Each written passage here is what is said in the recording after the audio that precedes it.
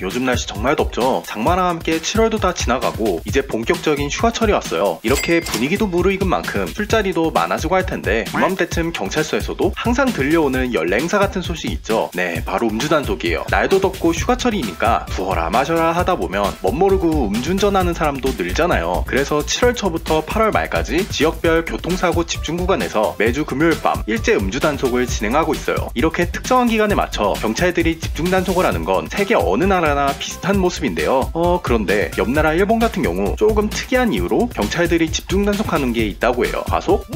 신호위반? 정답은 바로 보행자에게 물을 튀기는 경우입니다. 엥? 이런 걸로 단속을 한다고? 싶긴 한데 실제로 일본 교통법규에 보행자에게 물을 튀겨 피해를 입힐 경우 모든 책임은 운전자에게 있다는 규정이 존재합니다. 일본도 우리나라 못지않게 장마철에 비가 많이 오잖아요. 도심도 빽빽하게 발달해 있고 그래서인지 비만 오면 생기는 물웅덩이로 인해 보행자들의 피해가 꽤 많다고 해요. 때문에 이런 피해를 막고자 관련 규정을 만들어 벌금을 매기고 있고 실제로 단속까지 한다고 하네요. 참 특이하죠. 참고로 이런 규정은 우리나라에도 있는데요. 도로교통법 49조 1항 1조에 의하면 운전 중에 고인물을 밟아서 다른 사람에게 피해를 입힌 경우 20만원 이하의 과태료를 물게 되어 있습니다. 일본처럼 단속을 하는 건 아니지만 만약 여러분에게 물을 튀기고 지나간 차를 신고할 경우 법에 의거하여 세탁비를 받아낼 수 있다는 말이죠. 좀 특이하다 싶었는데 정말 좋은 법 같아요. 이처럼 세계 곳곳을 살펴보면 국가의 특징과 문화가 반영된 이색 교통법들이 존재합니다. 호주에서도 앞서 말한 것과 비슷한 법이 있는데요. 버스 정류장에 있는 사람에게 운전자가 물을 튀길 경우 우리나라처럼 벌금을 내야 하는데 그 금액이 무려 188만원이라고 합니다. 세탁비를 치부하기엔 출혈이 상당한 벌금이네요. 그리고 호주에서는 운전자가 팔과 다리 같은 신체 부위를 이유 없이 창밖으로 내밀 경우 29만원가량의 벌금을 물 수 있습니다. 쉽게 말해서 이런 식으로 팔걸이 하는 것도 불법이라는 건데 자세 똑바로 잡고 운전하란 것 같네요. 물론 다른 운전자에게 신호를 보내는 등 특별한 상황은 괜찮다고 합니다. 다음으로 뭐가 있을까요? 동물과 관련된 교통법이 있겠네요. 유럽은 동물복지법이 강하기로 유명하죠. 그 중에서 이탈리아의 경우 탑승한 사람뿐만이 아니라 함께 타고 있는 반려동물 또한 의무적으로 안전벨트를 착용해야 합니다.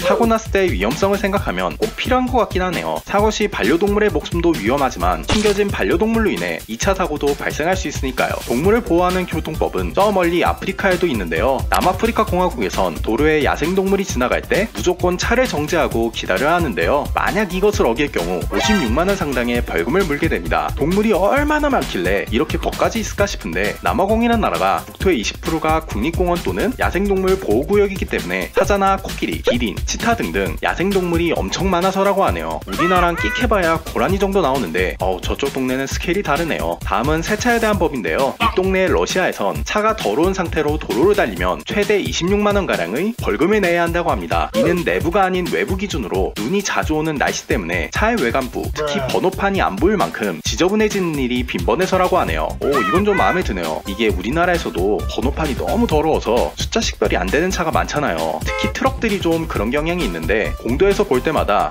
내가 닦아주고 싶을 정도로 거슬렸어요. 아니 막말로 어디 사고 내고 도망치면 잡기도 어렵잖아요. 블랙박스로 봐도 뭐가 보여야 말이지. 아무튼 세차에 대한 특이한 법규는 저 멀리 스위스에도 있는데요. 다만 이쪽은 반대인 게 월화수목금토일 중 일요일에 세차를 하는 것이 불법이라고 합니다. 지금까진 이게 제일 황당하죠. 실제로 어길 경우에 특별히 처벌을 받는 것은 아니고 휴일엔 휴일답게 휴식을 하면서 가족과 함께 시간을 보내라는 일종의 권고사항 같은 법이라고 하네요. 최근에 유럽을 덮친 폭염으로 인해 스위스 일부 지방에선 식수로 세차라는 것을 금지했다고 하는데요. 만약 이를 어길 경우 1,300만원 상당의 어마어마한 벌금을 물 수 있다고 합니다. 특이한 교통법규는 동남아에도 있습니다. 태국에서의 경우 아무리 덥더라도 상의를 입지 않고 운전을 하면 불법인데요. 버스를 탈 때도 상의를 입지 않으면 17,000원가량의 벌금을 문다고 합니다. 이런 법이 생기게 된 이유가 태국이 워낙 덥잖아요. 대도시를 좀만 벗어나도 상의 타의를 하는 경우가 빈번한데요. 태국 정부가 이를 바로잡고자 관련 법규를 따로 제정하고 단속까지 하고 있다고 합니다.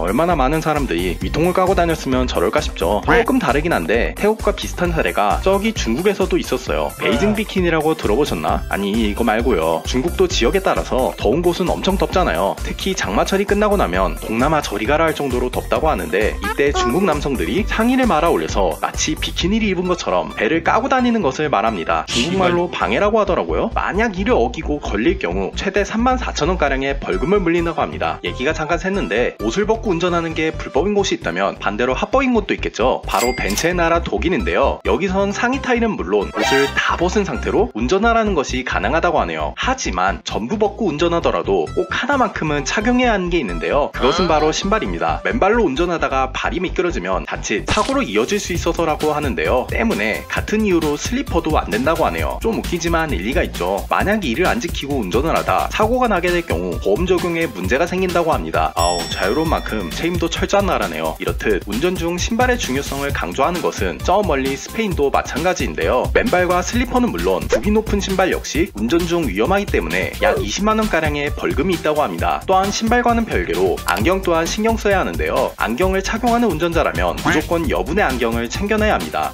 비상시에 안경이 망가질 경우를 대비해서라고 하는데, 이와 비슷하게 시력이 나쁜 운전자가 안경이나 렌즈를 착용하지 않을 경우 이것 또한 위법이 되어 벌금을 물 수 있다고 하네요. 그리고 운전 중 통화를 하려면 무조건 핸즈프리 장치를 써야 하는데요. 헤드셋 같은 액세서리도 안 된다고 합니다. 여기까지만 들어보면 스페인은 좀 빡빡하구나 싶은데, 저기 프랑스의 경우 비상 상황을 제외하고 운전 중 핸드폰을 쓰는 것은 무조건 불법이며 여기서 끝이지 않고 길가에 차를 정차한 뒤 핸드폰을 사용하는 것 또한 불법이라고 합니다. 만약 핸드폰을 쓰다가 걸리게 되면 약 18만원 가량의 벌금이 있다고 하네요. 스페인도 빡빡하다 싶었는데 여기에 비하면 양반이네요. 스페인엔 어이없는 법이 하나 더 있는데요. 바로 운전자 개개인이 음주 측정기를 휴대해야 하는 법입니다. 아니 왜 그걸 운전자한테? 좀 어이가 없죠. 비교적 최근인 2012년도에 생긴 법으로 운전자가 측정기를 가지고 있지 않았을 경우 2만원가량의 벌금까지 물었다고 하네요. 다행히도 지금은 사멸된 법이라고 하는데 에이, 그럴만해요. 개개인이 들고 다니는 측정기가 뭐 얼마나 신뢰성이 있었겠어요. 괜히 저 기간 동안 걸린 사람만 억울한 거죠. 아무튼 하다보니까 내용이 좀 길어졌는데 남은 부분은 다른 영상에서 다뤄보도록 할게요. 영상이 유익하셨다면 좋아요 한 번씩 꾹 눌러주시고요. 저는 푸드루였습니다. 감사합니다.